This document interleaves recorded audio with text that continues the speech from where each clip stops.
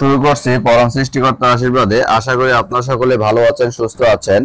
আজকের এই ভিডিও হচ্ছে সর্বজনীন পেনশন স্কিম সম্পর্কিত আপনাদের যে সকল প্রশ্ন আছে, সচরাচর জিজ্ঞাসিত যে প্রশ্ন আছে, সেই প্রশ্নের আলোকে আলোচনা ভিডিও। আশা করি আমার এই আলোচনাটা বা ভিডিওটা আপনারা পুরোপুরি দেখেন, তাহলে সর্বজনীন পেনশন স্কিম সম্পর্কিত আপনারা যত প্রশ্ন আছে আপনারা সকল প্রশ্নের উত্তর এই ভিডিওর মাধ্যমে জানতে পারবেন। তো পেনশন স্কিমে মুনাফা সহ বছর শেষে কত টাকা জমা হলো এই চাঁদাদাতা বা সর্বজনীন পেনশন স্কিম যিনি করেছেন তিনি কিভাবে জানতে পারবে? তো সর্বজনীন পেনশন স্কিম যিনি করেছেন বা চাঁদাদাতা তার পেনশন আইডি দিয়ে ইউনিভার্সাল পেনশন সিস্টেমে প্রবেশ করে সহজেই বছর শেষে মুনাফা সহ জমাকৃত টাকার পরিমাণ সম্পর্কিত তথ্য জানতে পারবেন। অর্থাৎ যিনি একজন সর্বজনীন পেনশন করবেন তার একটা নির্দিষ্ট আইডি কিন্তু পড়বে।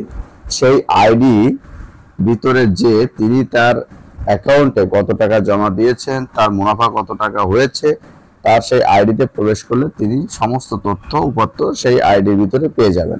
অর্থাৎ তার টাকা কত টাকা জমা হয়েছে না হয়েছে সব কিন্তু তিনি তার আইডিতে পেয়ে যাবেন। 2 নম্বর প্রশ্ন হচ্ছে চাকরি পরিবর্তন করলে নতুন পেনশন নম্বর গ্রহণ করতে হবে কিনা। চাকরি মনে করেন যে একজন এক চাকরি থাকা অবস্থায় সর্বজনীন পেনশন স্কিম করেছিল, কিন্তু পরবর্তীতে চাকরি পরিবর্তন করেছে, কিন্তু সর্বজনীন পেনশন স্কিমটাও পরিবর্তন করতে চায়, কিন্তু চাকরি পরিবর্তন করার পাশাপাশি এই যে সর্বজনীন পেনশন যে নম্বর তা আইডি নম্বর পড়ে প্রথম অবস্থায়, ওই আইডি নম্বর কিন্তু পরিবর্তন করার প্রয়োজন হবে না বা পরিবর্তন হবে না। শুধুমাত্র জাতীয় পেনশন কর্তৃপক্ষকে অবহিত করতে হবে যে তিনি চাকরিটা পরিবর্তন করেছেন। অর্থাৎ আপনার যেটা সর্বজনীন পেনশন স্কিম করার সময় যে আপনার আইডি পড়েছে সেই আইডিটা কিন্তু একই থাকবে। 3 নম্বর প্রশ্ন হচ্ছে চাঁদাদাতার বয়স 60 বছর হওয়ার পর তিনি কিভাবে পেনশন পাবে। চাঁদাদাতার বয়স 60 বছর হওয়ার পরে তিনি সর্বজনীন পেনশন স্কিম যখন করেছেন তখন ওই সময় একটা ব্যাংক অ্যাকাউন্ট দেওয়া প্রয়োজন হয়েছে। তো যে অ্যাকাউন্ট উনি দিয়েছেন ওই অ্যাকাউন্টে, ওই ব্যাংক অ্যাকাউন্টে অটোমেটিক্যালি 60 বছর হওয়ার পরে আপনার ওই অ্যাকাউন্টে টাকা ক্রেডিট হয়ে যাবে বা পেনশন পেয়ে যাবেন। আপনার কোথাও কোনো প্রকার হয়রানির শিকার হওয়া লাগবে না, কোথাও যাওয়া লাগবে না। আপনার 60 বছর ফিল আপ হওয়ার সাথে সাথে ব্যাংক হিসাবে অথবা মোবাইল ফাইন্যান্সিয়াল সার্ভিসের মাধ্যমে মাসিক পেনশন প্রদান করা হবে বা পেয়ে যাবেন। তারপরের প্রশ্ন হচ্ছে শুধু অনলাইন রেজিস্ট্রেশন করলে পেনশন স্কিমে অংশগ্রহণ করা যাবে নাকি হার্ড কপি জমা দিতে হবে? এই সর্বজনীন পেনশন স্কিম করতে বা আপনার করলে কোনো প্রকার হার্ড কপি কোথাও জমা দেওয়ার প্রয়োজন হবে না, শুধুমাত্র অনলাইনে রেজিস্ট্রেশন করে মাসিক টাকা জমা দিলেই আপনার হবে। আপনার তারপরের প্রশ্ন হচ্ছে গৃহিণীগণ বা হাউস ওয়াইফ যারা আছেন তারা কোন স্কিমে অংশ নিতে পারবেন। হাউস ওয়াইফ যারা আছেন তারা সহকর্মে নিয়োজিতদের জন্য প্রযোজ্য যে 4 প্রকার স্কিম আছে, সেই স্কিমের ভিতরে সুরক্ষা নামে একটা স্কিম আছে, সেই সুরক্ষা স্কিমে অংশ নিতে পারবেন। তারপরের প্রশ্ন হচ্ছে প্রবাসী স্কিমে পাসপোর্ট নম্বর দিয়ে রেজিস্ট্রেশন করার পর কত দিনের মধ্যে এনআইডি জমা দিতে হবে।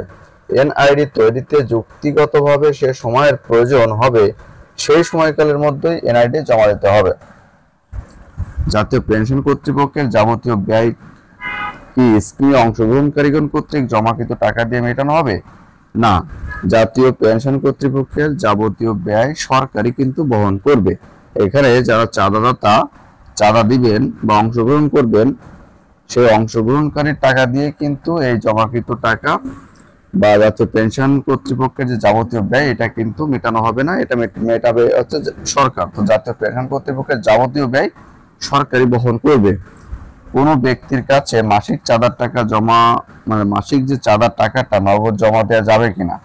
না, কোনো ব্যক্তির কাছে চাঁদার টাকা নগদ জমা দেওয়া যাবে না। ব্যাংক অ্যাকাউন্টের মাধ্যমে ডেবিট বা ক্রেডিট কার্ড বা মোবাইল ফিনান্সিয়াল সার্ভিসের মাধ্যমে চাঁদার টাকা জমা দেওয়া যাবে। পেনশন স্কিমে জমাকৃত টাকা গ্যারান্টার আসলে কে হবেন? জাতীয় পেনশন কর্তৃপক্ষ একটি সংবিধিবদ্ধ প্রতিষ্ঠান, সেহেতু সরকারি জমাকৃত টাকা গ্যারান্টার হবেন। চাঁদাদাতা এবং মনোনীত নমিনি বা নমিনিগণ মেয়াদ পূর্তির আগে যদি মারা যায় সেক্ষেত্রে জমাকৃত টাকা কে পাবে?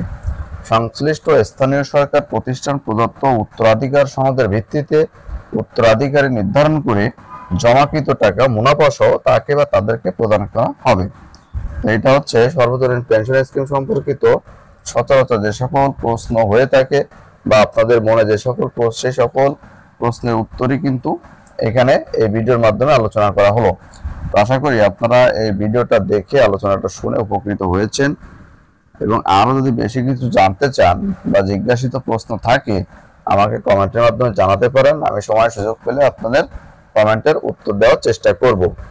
আর এই ভিডিওটা বেশি বেশি শেয়ার করেন, যাতে সর্বজনীন পেনশন স্কিম সম্পর্কে যারা জানতে চায় কিন্তু উত্তর খুঁজে পাচ্ছে না, তারা এই ভিডিওর মাধ্যমে তাদের উত্তর পেয়ে যাবে। তো আশা করি আমার এই ভিডিওটা যদি আপনাদের ভালো লেগে থাকে আপনারা লাইক, কমেন্ট এবং শেয়ার করেন, এবং আমার চ্যানেলে যদি নতুন হয়ে থাকেন অবশ্যই সাবস্ক্রাইব করেন, পাশে বেল আইকনে ক্লিক করে রাখেন, যাতে পরবর্তীতে নতুন ভিডিও দেওয়ার সাথে সাথে আপনারা নোটিফিকেশন পেয়ে যান। আশা করি আপনারা সকলে ভালো থাকবেন, সুস্থ থাকবেন, আমার জন্য দোয়া করবেন। সকলকে ধন্যবাদ।